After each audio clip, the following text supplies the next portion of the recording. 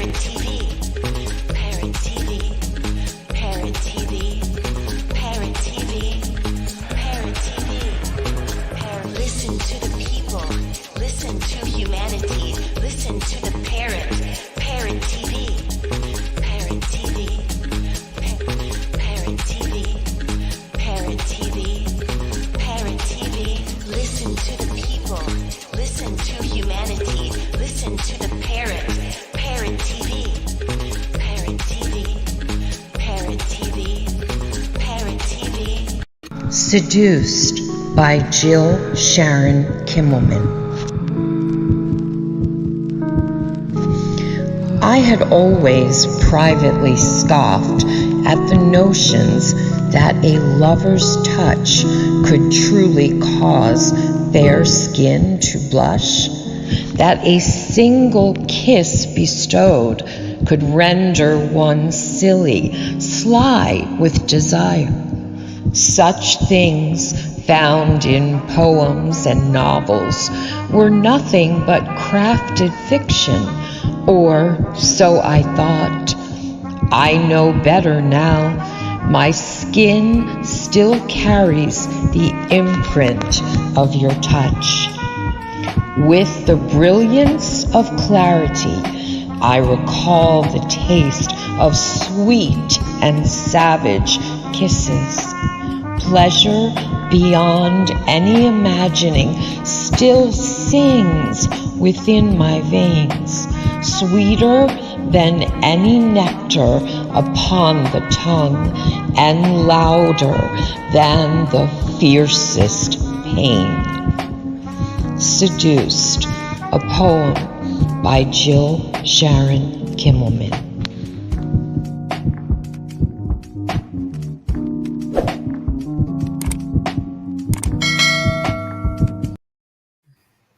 Hi, welcome to the World Inkers Network. I'm Dustin Pickering, your noble and honest host on this Valentine's Day.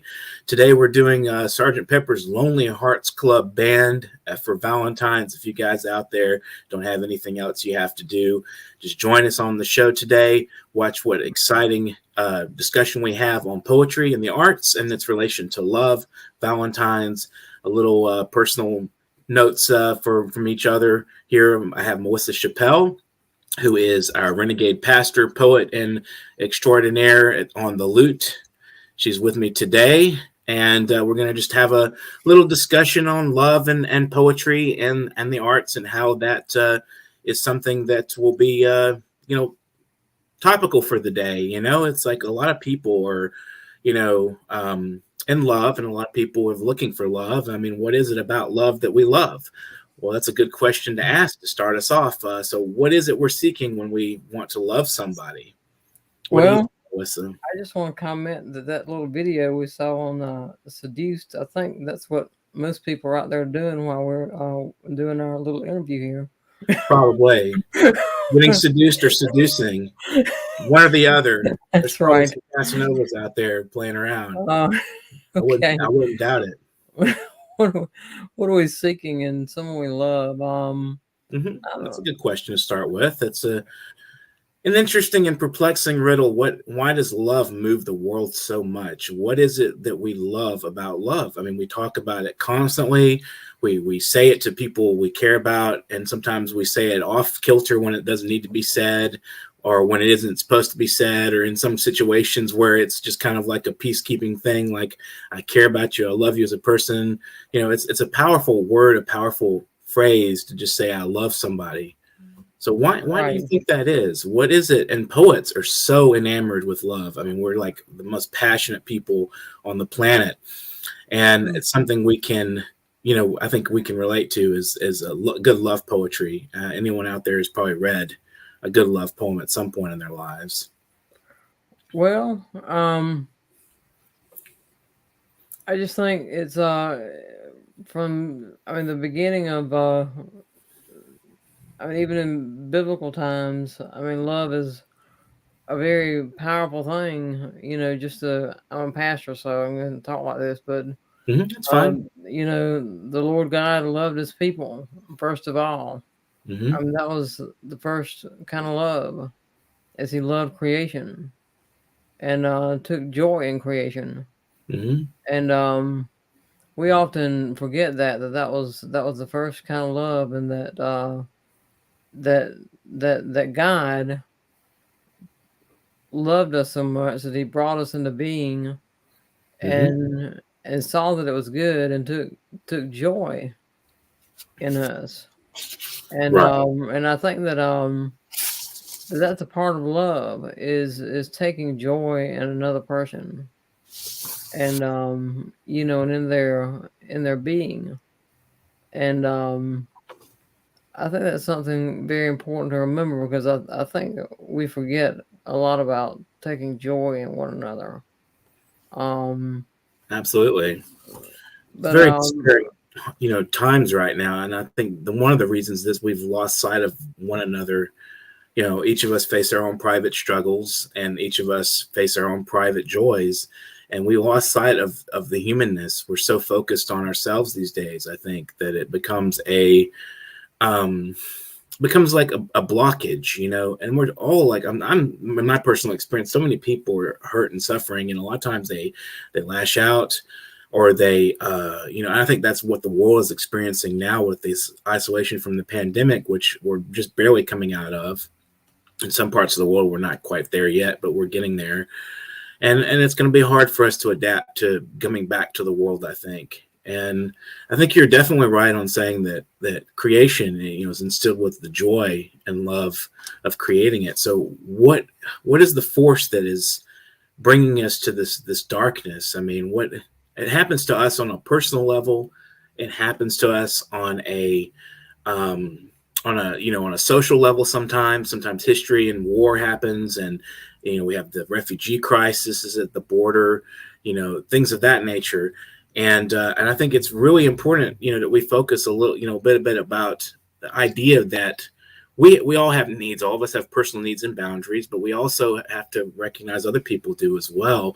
And I think it's hard for us to address those needs and wants sometimes, especially as we said at the beginning with seduction. right. Sexuality is so tricky. It is a tricky Right. business.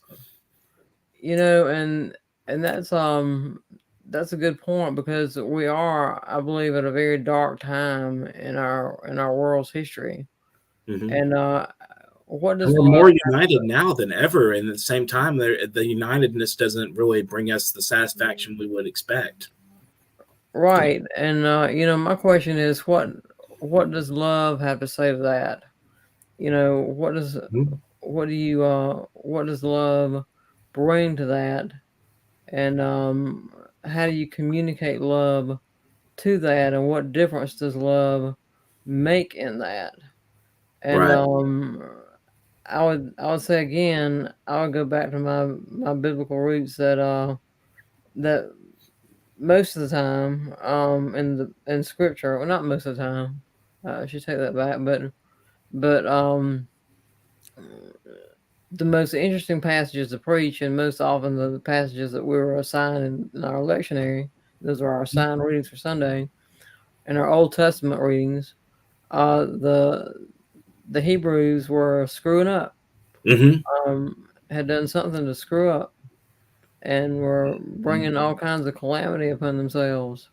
But it always ended with God loving them nevertheless. Right. There was always a nevertheless there, that God would love them. And in all this darkness, and some of the disunification that we see, there's got to be a nevertheless with love. And there's love is more, I think, than just when we talk about love, we talk about it as just being an emotion, Right. or a feeling. But I think love is something more profound than that. I have an interesting segment of a poem that I was going to read by John Updike, and it's from the poem South of the Alps. And I think that kind of addresses a lot of what you say. And this is, you can get this in his collected poetry. And I want to read this portion of it. This is just part of the poem. Beauty, deep and hawk to time, is reckless with its assets. I, a cowardly ward hoarder, hugged my wish to smudge more proofs with dubious corrections. She was clean copy, her future a back issue. Of course I had adored her, though my fate was a midge on her wrist she could twitch away. The Old Testament said truly, fear is love, and love is rigid making fear. Very interesting poem, and that's an interesting way to judge that quality. You know, that fear may be the root. And it says, you know, I mean, speaking again from biblical perspectives, it does say fear of the Lord is the beginning of wisdom. So, and that God is love. And so, what relationship does some of our own personal fears and so forth have in relation to our world? I mean, how does fear and love build the world in a certain way? You know, can we discipline fear to be something of compassion? Is there a way to address our various heartaches and lonelinesses and desires in a way that is kind of like we're solitary by nature, I think, because we were confined to our bodies and our own minds. We can't really tread past somebody and read somebody's thoughts unless you're telepathic, which unless you're an X-Man, I don't think most of us can do that. But I think it's important we recognize, you know, there's solitude in the human condition, and how do we transcend our own barrier, our personal self? Well, I think it's important to note too that I don't think that fear, when it's used biblically, is I don't think it means like oh, run away, run away. Right. I don't think it means that. I think it means something in the nature of awe. The sickness unto death is another phrase that's used that may be easily misapplied to, you know, sounds pessimistic, you know, like we're sick, we have the sickness unto death until we face resurrection, or until we face the coming of Christ, and so forth. I mean, to me, it's all poetry. It's poetry, and it defines the human condition in such a way that, in my opinion, it's beautiful. It's an excellent way of describing, you know, these are people that are struggling with themselves, understanding the culture they live in, the environment, and they're taming it. And so I think that it's something powerful. And I think a lot of cultures, you know, we're speaking from our side of the world. I mean, I'm sure a lot of people of, you know, on the Eastern side have different views of the same project, you know. So I don't know enough about it to talk about it, but I think that we're all looking at the world in different ways. And there's these cultures that are really impressively create these beautiful works of art that we should revere and respect and think of as you know, powerful, and not feel like they're demanding of us. You know, they're not really demanding so much of us as expecting something from us, and you know. Right. And I think that a part of love, this is kind of going down another pathway. Mm-hmm. I think one of the ways that we can truly love another person, or truly engage and love the world, love God, is by first learning about ourselves. Mm-hmm. And loving ourselves, and all the you know, just to be transparent, I'm in therapy. And you know, I've been in therapy for 23 years, and I've learned some pretty scary things about myself. I imagine there's some stuff embedded in our persons that it's really hard to not be scared of yourself sometimes. Yeah, and it makes me want to do, you know, I think it was in Monty Python, and I just said, you know, run away, you know, but we can't do that because we have to reconcile ourselves to ourselves and learn to accept those parts of ourselves that are frightening. Absolutely. And have compassion on those parts of ourselves. And I think that you know, the commercialized type of love in our society it's kind of like I don't want to trivialize all this, but it's kind of like that movie that Mike, what's his name, used to be in with the Mini Me and Austin Powers. yeah, Austin Powers, and he said, "Oh, you complete me, you complete me," you know, and and I think, but really, I think that's kind of a sentiment, a common sentiment. Yeah, it is. People, you complete me, and I think, I read some of Rilke, and he says something totally opposite of that. Right. He says we need to be complete within ourselves. Mm-hmm. And I brought these two quotes Excellent. that let's see. This is Wilke, Yeah, German poet, wonderful, wonderful writer. Yeah, this is from Poet's Guide to Life. Before a human being thinks of others, he must have been unapologetically himself. He must have taken the measure of his nature in order to master it and employ it for the benefit of others like himself. And this other quote comes from Letters to a Young Poet. And this one I really like. Yeah. I hold this to be the highest task of a bond between two people, that each should stand guard over the solitude of the other.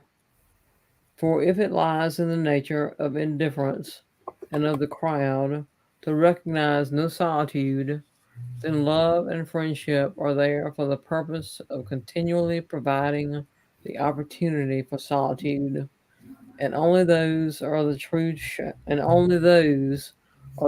sharings which rhythmically interrupt periods of deep isolation. And speaking of marriage, I came upon this poem, and I'd like to read this as well. It's called Valentine's Day for Kristen Pennington, and it's by Kevin Pennington. He's been on the show. And this is a really complex and beautiful poem. You are the one I think of at night. You are the one I wake to in the morning. You are my sweet wife, and I am dedicated to you in a million ways, linked by an invisible cord that binds us and frees us. I wear my ring proudly on this Valentine's Day. You are so beautiful, I can't contain myself. I lick my lips and explode like a meteor entering the atmosphere, a ball of burning fire, an erection come to fruition, a climax as we burst into the future together. Isn't that a powerful poem about marriage? I mean, about being in love, really truly being in love with somebody. You burst into the future together. Really beautiful and passionate. Thank you, Kevin Pennington, for throwing that poem our way. It's wonderful, beautiful, and I'm glad that we have poetry in the world to tell people what we feel and think, and it's a wonderful expression. And those were great Wilke quotes on the nature of solitude, the nature of being in the world, and how we have to recognize who we are to master that person who we are, even those dark zones. I think that's very important. And I have a Rilke poem. Excellent. This is called Love Song. Okay. Glasses off here. Print's kind of small. Love Song. How can I keep my soul in me so that it doesn't touch your soul? How can I raise it high enough past you to other things? I would like to shelter it among remote, lost objects in some dark and silent place that doesn't resonate when your depths resound. Yet everything that touches us, me and you, takes us together like a violin's bow, which draws one voice out of two separate strings. Upon what instrument are we to span? And what musician holds us in his hand? Oh, sweetest song. Wow. Isn't that just gorgeous? It is. It's beautiful. I mean, he's really a poet of love and tenderness, as well as he recognizes the solitude within the human condition, as you know, the previous quotes, you know, recognizing the two strings vibrating on one instrument, kind of, you know, that's just, you know, incredible, you know. And I think it's wondrous that we have, again, want to say that poetry, music, the arts, they flourish, you know, with people who are not only lonely but have loving hearts and have the deepest compassion for human sorrow and suffering, and also have great joy in life. It's a very mixed state of being, to notice and recognize and accept that life is full of immense difficulty, and that you have compassion for those who have difficulty, and you find joy in that feeling. Right. There's a poem I wanted to read too as well, and I just recently reviewed this book for World Literature Today. It's from the Calcutta Cadence. We'll hold this up, and this is by a good friend of mine, Sophia Khatun, and it's called "The Pomegranate Tree." My cousin Nishat and I picked dried pomegranate flowers and sowed a city within the pollens, a city without conflicting tongues. I am constantly cleaning my hands that built this garden from barren concrete. It wants to be reborn into a moon on the edge, with asylums for those who never find homes. Main Asman, she has a lot of, I'm guessing this is Hindi. I'll read it the English. I asked the sky for the address of the city of wind, pour some drops from the elixir of light on my palms. They'll find some relief. The exhaustion of loving a displaced body is only known to the swarming dragonflies. Sleep in me when you haven't found belonging in the isolation of your mind, fighting boundaries in the pandemic of the absurdity of hate. Part 2. Blue dasher under the pomegranate tree shade skims on the puddle of water shed from the cleaning the world. Is it confessing love to its reflection, or is it the image of apocalypse? I have memorized the anatomy of diseases consuming us. Muezzin doesn't call for prayers. The evening arati does not reach my garden anymore. Everything is disappearing. I inject perseverance on the tree trunk that sometimes feels like an age-old cityscape on the brink of becoming obsolete. The first half-ripened pomegranate Ami plucked cracked in my anxious mouth and refused to disperse. Survive. The clouds form and conform on my temple and on the bridge of my eyes. The sky is beginning to breathe again. Beautiful. That's the last poem in the book. And she recently released her own book. I think it's called Germination, a new book that she just published.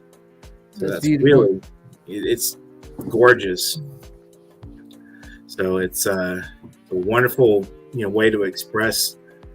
In poetry and the arts, we can communicate depth of soul.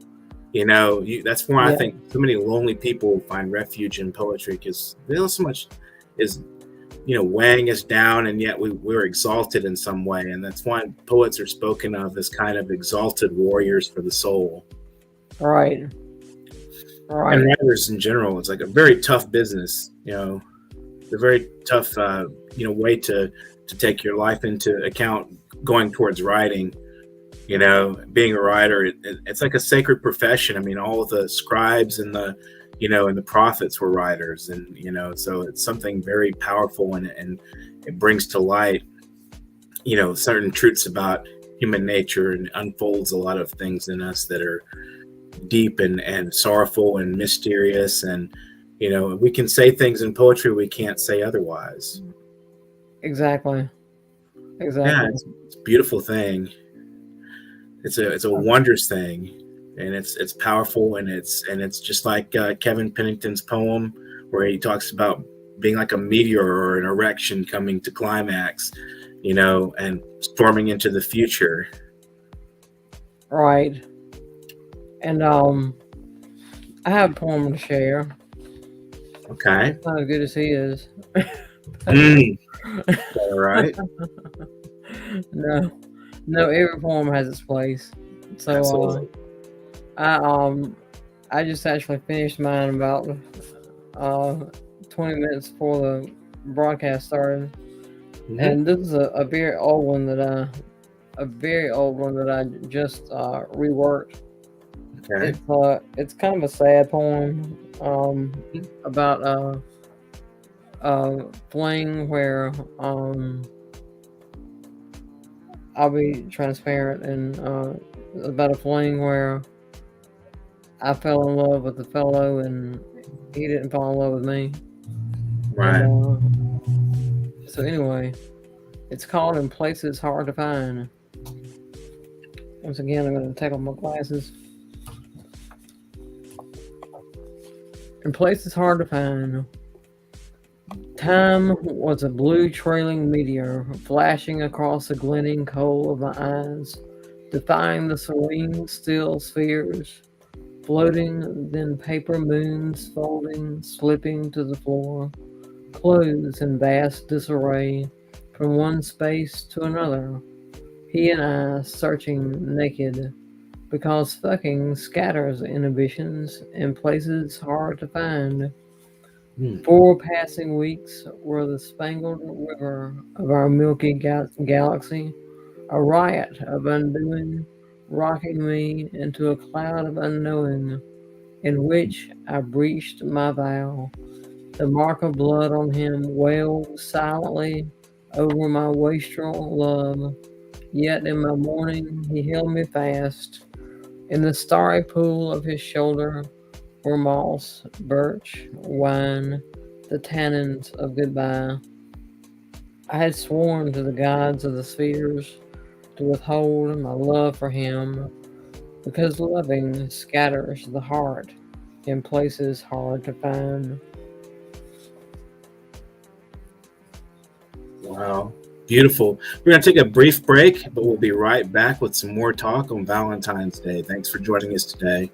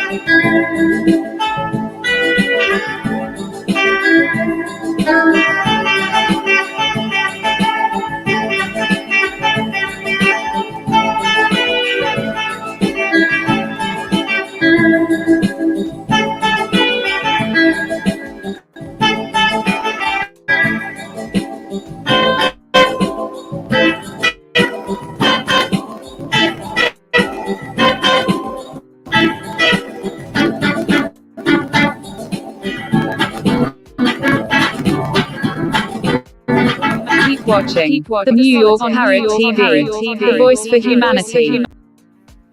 Welcome back to the show. And if you're watching today, right now, I would love for you guys to subscribe to our channel. And we're talking about love, obligation, solitude, things of love that are most important to the human condition, duty, respect, honor, all the things that we're missing in today's world. We read some poetry, and we all go through heartbreaks. We all go through tumultuous love affairs in our life. Most of us have had those experiences and just take them as beautiful. You may not have one today, a date today. So we're here for the lonely hearts. We're out here talking about what is love, what is the meaning of love. So, Melissa just read a wonderful poem, which was better than I think she realizes, in which she describes a love affair that, has gone from present to past. And so tell us a little bit about the genesis of that poem, how you worked it out and found the images you discovered for that work. Well, it started as an extremely short poem because I wrote it in 2018, and it was first published in Harbinger Asylum. Yeah. And but anyway, I considered it as kind of a skeleton for me to use, and I just the relationship that I had with this fellow was very brief, and I couldn't think of a better metaphor than, and I guess it's kind of cliche, but I thought of the meteor, and so I decided to use space as the context of this, the meteor and all that, and I wanted to talk about in the initial poem I had this idea of how in love relationships, so this really wasn't a love relationship, it was just a flame, but the metaphor of the clothes being lost everywhere and not being able to find them, I use that to talk about how you lose your inhibitions, and not being, your inhibitions are scattered and places hard to find, and you behave in ways that you never thought you would really behave. Right. And, so anyway, I continued on with the space theme, and I wondered, quite often I'll come up with things in my poems, and after I come up with them, I wondered what I really meant by it. Right. And I came up with this thing about the mark of blood on him wailed silently, and I think that was when I said I breached my vow, and the mark of blood on him wailed silently over my wastrel love. So I think what I did there is that I was just talking about a serious loss of something, very valuable to me. Right. A loss of my own love, which is like blood, which is vital to me. Right. Interesting.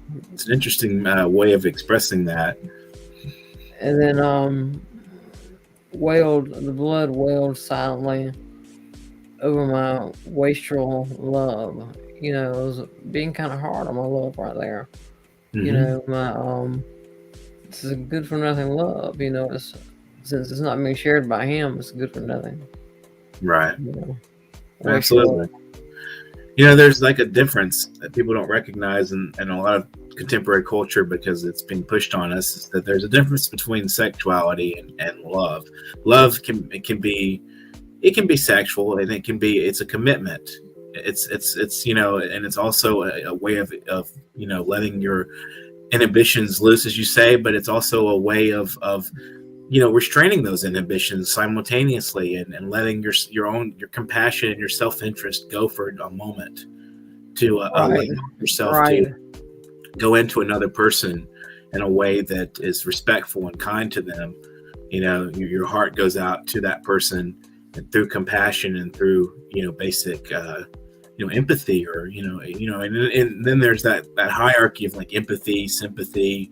Your difference between really empathizing and simply feeling sympathy for a person. There's so many ways love can be expressed. Love can be explored. It's immense. It's a great power. Right. And poetry, Exactly right. Poetry and the arts are one place where that power is compacted and through images, words, sounds, what other kind of expressions that we can come up with as human beings using our own minds and our own forces that we have available to us biologically speaking, our bodies, our mouths, our whatever it is, it's amazing how immense and yet creative, that capacity is.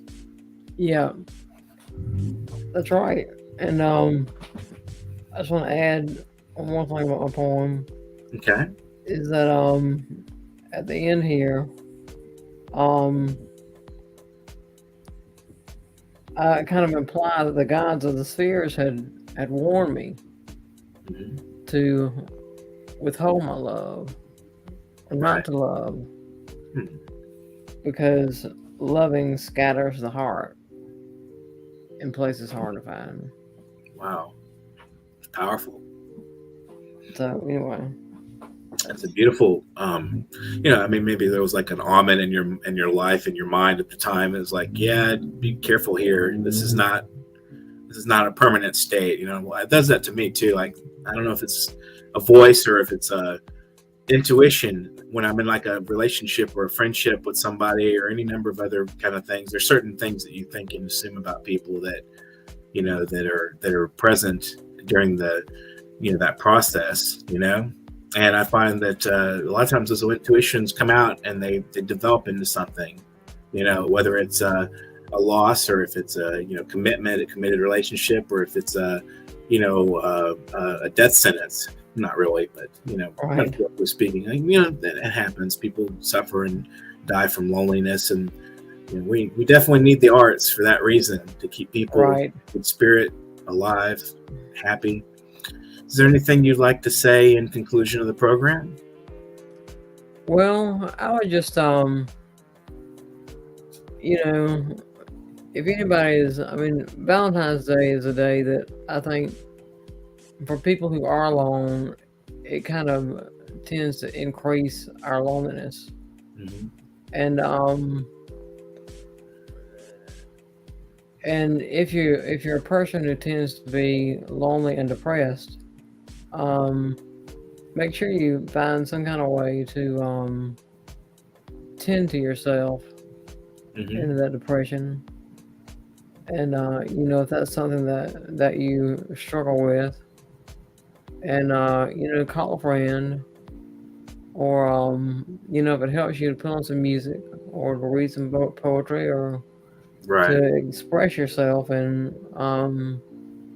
whatever way really feels good to you, or feels like a companion to you.